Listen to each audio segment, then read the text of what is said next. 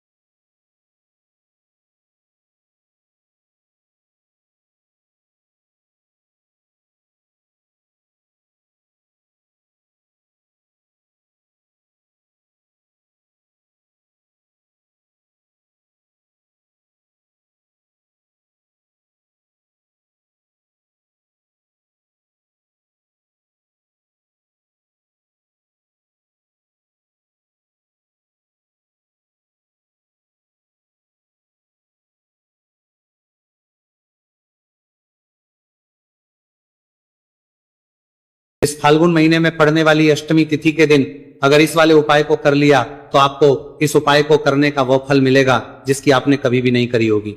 इसीलिए आप लोग इस गेहूं वाले उपाय को एक बार जरूर कर लेना, ताकि आप लोगों के हाथ से ये मौका ना जा सके और आपको इस उपाय को करने का फल मिल सके। दोस्तों ये उपाय पंडित जी ने अपनी अभी की ही शिव महापुराण की कथा में बताया है, जो इस उपाय को आज हम आपको बहुत अच्छे से समझाने वाले हैं। इस वीडियो को देखने के बाद इस उपाय को समझने के लिए आपको कोई और वीडियो को देखने की जरूरत नहीं पड़ेगी। तो दोस्तों इस उपाय को आपको कैसे करना है, कब करना है, कहां पर करना, और उपाय को करते समय आपको किन किन गलतियों को नहीं करना है और आपको किन किन बातों का ध्यान रखना है, ये सारी जानकारी हम आपको इस वीडियो में देंगे। तो चलिए भक्तों उपायों को शुरू करते हैं। अगर आप भी चाहते हैं कि महादेव जी का आशीर्वाद आप पर सदैव बना रहे तो वीडियो को लाइक करें, चैनल को सब्सक्राइब करें और कमेंट बॉक्स में हर हर महादेव जरूर लिखें। और अपने फायदे के लिए, गरीबी दूर करने के लिए इस वीडियो को पूरा देख कर जाना। यदि आज आपने वीडियो को बीच बीच में से देखा, काट काट कर देखा, तो जीवन में आपको कभी सफलता हासिल भी नहीं होगी। दोस्तों ये 10 फरवरी मंगलवार अष्टमी तिथि का दिन ये इतना खास होता है, इतना महत्वपूर्ण होता है। देखा गया है कभी कभी बड़े बड़े पूजा पाठ अनुष्ठान से जो मनोकामना पूर्ण नहीं होते, वह 10 फरवरी मंगलवार के दिन एक छोटे से उपाय करने से ही आपकी मनोकामना पूर्ण हो जाती है। अब हम समझते हैं इस वाले उपाय को हमें करना किस समय है।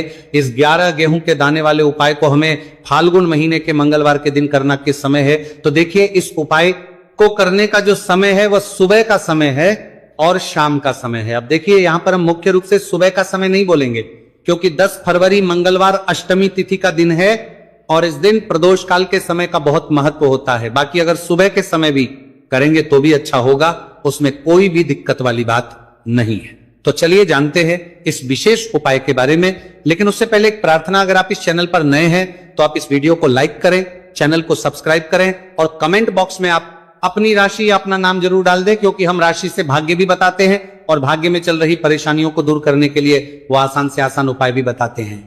तो चलिए अब हम अपने सबसे पहले उपाय की बात कर लेते हैं। देखो गुरुजी ने कहा है कि अगर मंगलवार के दिन अष्टमी तिथि पड़ जाए तो इस दिन आपको 11 गेहूं के दाने वाला उपाय तो अवश्य ही करना चाहिए। देखो ये उपाय, यदि आपके जीवन में कर्जा बहुत अधिक है, आपके जीवन में संकट बहुत अधिक रहते हैं, आपके ऊपर बहुत अधिक विपदा आ रही है, बार बार आपको अपने व्यापार में और अपने धन में हानि देखने को मिल रही है कि आपको प्रत्येक कार्य में हानि हो रही है, तो आपको ये उपाय करना चाहिए। देखिए इस उपाय के लिए आपको 11 गेहूं के दाने आपको लेने हैं, ठीक है।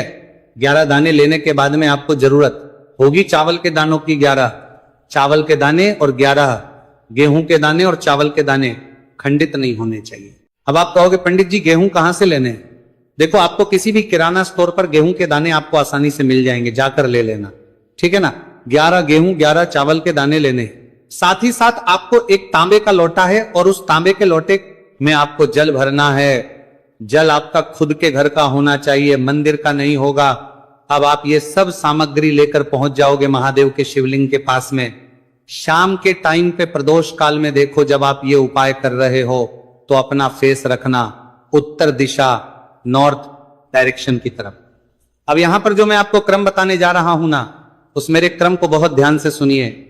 महादेव को अगर कोई सबसे प्रिय है ना, तो उनकी सबसे छोटी पुत्री जिनका नाम है माता अशोक सुंदरी, जो आपके पास में चावल 11 दाने हैं ना, उन चावल के 11 दानों को माता अशोक सुंदरी के स्थान पर आपको अपना नाम और गोत्र बोलते हुए समर्पित कर देने हैं, है ना।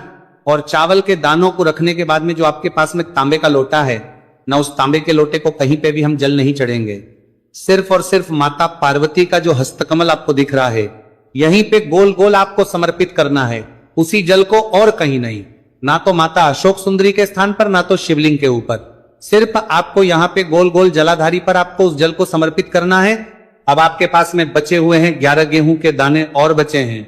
उन्हीं 11 गेहूं के दाने को आपको अपनी मनोकामना, अपने विशेष कहते हुए महादेव के शिवलिंग के ऊपर, अगर आप अष्टमी तिथि के दिन प्रदोष काल में समर्पित कर देते हैं, तो आपकी जो भी मनोकामनाएं होंगी, जो भी विश्व होंगी, महादेव पूरी जरूर करते हैं। अन्न को समर्पण करने से, उस खासकर गेहूं को समर्पण करने से हमारी इच्छाएं पूरी होती हैं। और अगर वह दिन मंगलवार अष्टमी तिथि का दिन हो, तब तो इससे सुंदर संयोग कुछ भी नहीं हो सकता। आपकी इच्छाओं को पूरा करने के लिए स्पेशल बहुत प्यारा सा उपाय आप सभी को जरूर करना है। ध्यान में रखिएगा, ये उपाय प्रदोष काल में करना है। देखो गुरुजी ने कहा है, भगवान शिव के शिवलिंग पर 33 कोटि देवी देवताओं का वास होता है। अगर हम शिवलिंग के सामने कुछ भी उपाय करते हैं तो हमारे सभी देवी देवता हमसे खुश हो जाते हैं। यह उपाय आपको अवश्य करना है। देखो सुबह के टाइम नहीं कर सकते, ठीक है। अब बात करते हैं अगले उपाय की। देखो इस उपाय के लिए आपको लेना है एक गोल बाती का दीपक। आप चाहे तो मिट्टी का ले सकते हैं, या फिर घर से शुद्ध आटा मढ़कर उसका दीपक आप तैयार कर सकते हैं। इसके बाद आपको लेना है शुद्ध गाय का घी।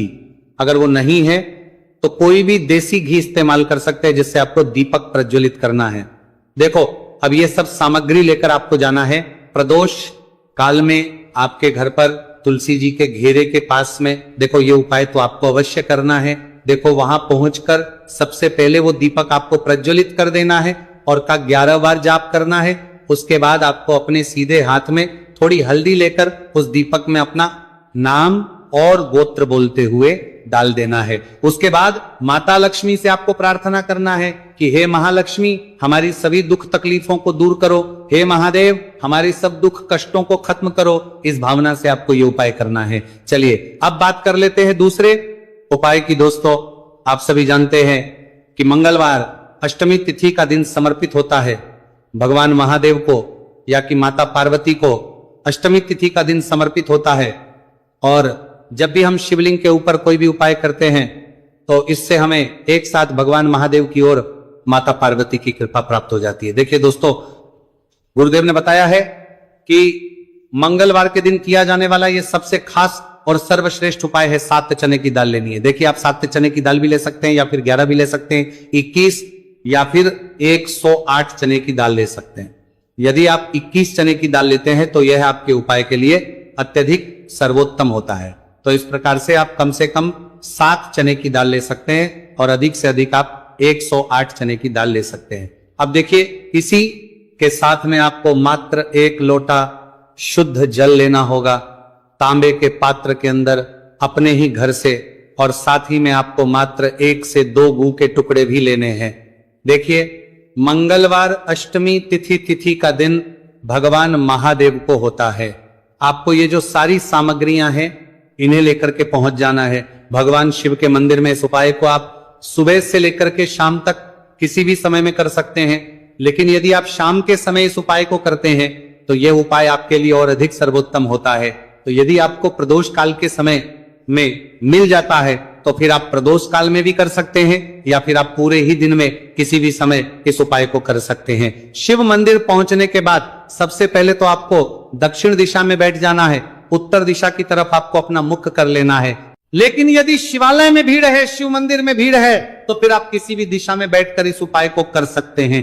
तो देखिए, सबसे पहले आपके पास जो गुड़ के टुकड़े हैं, जो आप गुड़ के टुकड़े लेकर के आए थे, उन्हें आपको शिवलिंग के सामने ही जो आपके पास एक लोटा जल है, उस पात्र में आपको ये गुड़ के टुकड़े डाल देना है। इसी के साथ में आप जो चने की दाल लेकर के थे, चाहे आप 7 चने की दाल लेकर के आए हैं, 11, 21, जितने भी आप चने की दाल लेकर के आए हैं, इस चने की दाल के ऊपर आपको जो आपके पास गुड़ वाला जल आपने तैयार किया है, इसमें से थोड़ा सा जल आपको इस चने की दाल पर डाल लेना है। अब देखिए, आपके पास जो गुड़ वाला जल है, इसमें से सबसे पहले थोड़ा सा जल आपको श्री गणेश जी वाले स्थान पर समर्पित कर देना है। श्री शिवाय नमस्तुभयम इस मंत्र का जाप करते हुए फिर थोड़ा सा जल आपको श्री कार्तिकेय जी वाले स्थान पर समर्पित करना है। श्री शिवाय नमस्तुभयम इस मंत्र का जाप करते हुए फिर थोड़ा सा जल आपको माता अशोक सुंदरी वाले स्थान पर भी समर्पित करना है। श्री शिवाय नमस्तुभयम इस मंत्र का जाप करते हुए फिर थोड़ा सा जल आपको माता पार्वती के हस्त कमल पर समर्पित करना है और आपको श्री शिवाय नमस्तुभयम इस मंत्र का जाप कर लेना है। अब देखिए दोस्तों, आपके पास जो सा जल और शेष बचेगा, इसमें से आपको केवल थोड़ा सा जल शिवलिंग पर अर्पित कर देना है और अंत में आपको उस पात्र में थोड़ा सा जल और शेष बचाना है। पूरा जल आपको शिवलिंग पर अर्पित नहीं करना है, अंत में आपको थोड़ा सा जल और शेष बचाना है। अब देखिए, आप जितनी भी चने की दाल लेकर के आए हैं, अगर आप 7 चने की दाल लेकर के आए हैं, तो आपको 7 बार श्री शिवाय नमस्तुभयम इस मंत्र का स्मरण कर लें। यदि 11 चने की दाल लेकर के आए हैं, तो फिर आपको 11 बार इस मंत्र का जाप करना है। जितनी भी चने की दाल लेकर के आए हैं, उतनी बार आपको श्री शिवाय नमस्तुभयम इस मंत्र का जाप करना है। और फिर आपको ये जो चने की दाल है, इसे शिवलिंग के ऊपर ही समर्पित कर देनी है। लेकिन आपको ये चने की दाल बृहस्पतिश्वर महादेव का स्मरण करते हुए ही शिवलिंग पर अर्पित कर देनी है और आपको अपनी मनोकामना को भी बोल देनी है। आप जो भी मनोकामना है, चाहे वो धन प्राप्ति को लेकर हो, नौकरी से संबंधित हो, विवाह से संबंधित हो, या फिर आपके मकान जमीन जायदाद से संबंधित हो, चाहे ग्रह क्लेश से संबंधित हो, या फिर किसी भी प्रकार की जो मनोकामना है, उसे आपको बृहस्पतिश्वर महादेव से परिपूर्ण करने की प्रार्थना कर लेनी है। और इसके बाद आपके पास जो पात्र के अंदर थोड़ा सा से जल और बचा हुआ था, इसे भी आपको धीरे धीरे भगवान शिव की परी अर्पित कर देना होगा। श्री शिवाय नमस्तुभयम इस मंत्र का जाप करते हुए पूज्य गुरु जी कहते हैं कि फाल्गुन महीने का मंगलवार अष्टमी तिथि को जो भी व्यक्ति इस प्रकार से ये चमत्कारिक उपाय कर लेता है, उसकी जो मनोकामना है वो भगवान लक्ष्मी नारायण की कृपा से तथा महादेव की कृपा से बहुत ही जल्द परिपूर्ण हो जाती है। बात करते हैं अगले उपाय की। देखो, इस उपाय के लिए आपको मात्र 2 लौंग लेनी होगी, या कि आपको लौंग का जोड़ा लेना है। 2 फूल वाली आपको लौंग मतलब जिसका ऊपर का फूल टूटा हुआ ना हो लेनी है। लौंग का जोड़ा कहीं से भी खंडित नहीं होना चाहिए, इस बात का ध्यान रखें। इसी के साथ में आपको लेना होगा लाल चंदन का पाउडर। देखिए, यदि आपके पास लाल चंदन की लकड़ी है तो उसे घिसकर भी आप चंदन के रूप में प्रयोग कर सकते हैं। यदि पाउडर है तो उसका भी आप अपने उपाय के लिए प्रयोग कर सकते हैं। देखिए, चंदन जो है वो तेज का प्रतीक माना गया है और साथ ही साथ जीवन के अंधकार को दूर करने का प्रतीक माना गया है। अब इसी के साथ में आपको मात्र एक तांबे के पात्र के अंदर शुद्ध जल लेना होगा अपने घर से। अब दोस्तों, ये तीनों सामग्री लेकर के सीधे आपको पहुंच जाना होगा भगवान शिव के मंदिर में। देखिए, इसी के साथ में आपको एक गोल बाती का दीपक भी लेना होगा। दीपक आप मिट्टी का भी ले सकते हैं, शुद्ध आटा मढ़कर उसका भी तैयार कर सकते हैं, और दीपक में आप शुद्ध घी का प्रयोग करना है। लेकिन जैसे ही आप इन सभी सामग्रियों को मंदिर में लेकर के पहुंचेंगे, मंदिर में जैसे ही आप चौखट के वहां पर पहुंचेंगे, तो मंदिर की चौखट के सीधे तरफ आप जो अपने साथ एक गोल बाती का दीपक लेकर के आए हैं, उसे आपको सबसे पहले तो प्रज्वलित कर देना है। यानी कि जैसे ही आप मंदिर की चौखट के वहां पर प्रवेश करते हैं, तो उसके सीधे तरफ आपको ये गोल बाती का दीपक प्रज्वलित कर देना है। अब देखिए, जैसे ही ये दीपक प्रज्वलित करेंगे, तो आपकी जो भी मनोकामना है उससे आपको बोल देना है। आप इस दीपक को इस प्रकार से प्रज्वलित करने के बाद इन सभी सामग्रियों को शिवलिंग के पास में लेकर पहुंच जाना है। अब देखिए दोस्तों, आपके पास जो एक तांबे के पात्र के अंदर शुद्ध जल है, उसमें से आपको केवल आधा लोटा जल ही भगवान शिव के शिवलिंग पर अर्पित करना है। आधा लोटा जल आपको उसी पत्र के अंदर बचा लेना है। अब दोस्तों, पास आपके पास जो 2 लौंग है यानी कि लौंग का जोड़ा है, उससे आपको अपना नाम और अपने गोत्र को बोलते हुए आपकी जो भी समस्या चल रही है, आपके जीवन में जो भी परेशानी उत्पन्न हो रही है, उन्हें आपको बोल देना है। और ये जो लौंग का जोड़ा है, इसे आपको भगवान शिव के शिवलिंग पर अर्पित कर देना है। जैसे आप ये 2 लौंग शिवलिंग पर चढ़ाएंगे तो अपना हाथ जो है वहां पर आपको रखना है और महादेव से आपको करनी है कि मेरे जीवन की ये जो परेशानियां हैं, ये सभी दूर हो जाए। यानी कि आपके जीवन में धन की संबंधित परेशानी चल रही है, कर्ज की समस्या चल रही है, बच्चों का पढ़ाई लिखाई में मन नहीं लग पा रहा है, घर के जो आर्थिक संकट है वो सभी दूर हो, व्यापार आपका ढंग से नहीं चल पा रहा है, घर में रोग की स्थिति बनी हुई है, यानी कि जिस भी प्रकार की आपकी समस्याएं हैं उसे आपको बोल देना है और महादेव से इन सभी समस्याओं को दूर करने के लिए आपको प्रार्थना कर लेनी है। अब देखिए दोस्तों, आपने जो 2 लौंग शिवलिंग पर समर्पित की थी, उससे आपको वहां से उठा लेना है और इन दोनों लौंग को आपको शिवलिंग से उठा करके सीधे उससे जल के पात्र के अंदर डाल देना है।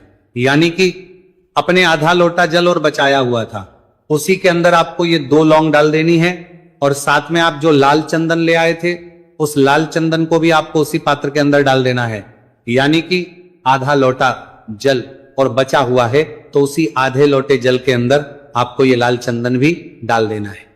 अब देखिए, इस आधे लोटे जल में है जिसमें अपने 2 लौंग डाली है, लाल चंदन डाला है, उसे सीधे लेकर के आपको पहुंचना है बेल के पेड़ के नीचे। अगर आपके घर के आसपास है या मंदिर पर है या आपके घर पर ही है, आपको ये पानी लेकर, मतलब 1 लोटा पानी लेकर जिसमें लौंग है, बेल के पेड़ के पास पहुंच जाना है। जल को बेल पत्र के पौधे के नीचे अर्पित करना है और दिया जलाना है। भगवान भोलेनाथ और पार्वती माता की कृपा आप पर बनी रहेगी और माता लक्ष्मी का आशीर्वाद आप पर बना रहेगा। हर हर महादेव, जय श्री भोलेनाथ। ओम नमः शिवाय। हर हर महादेव।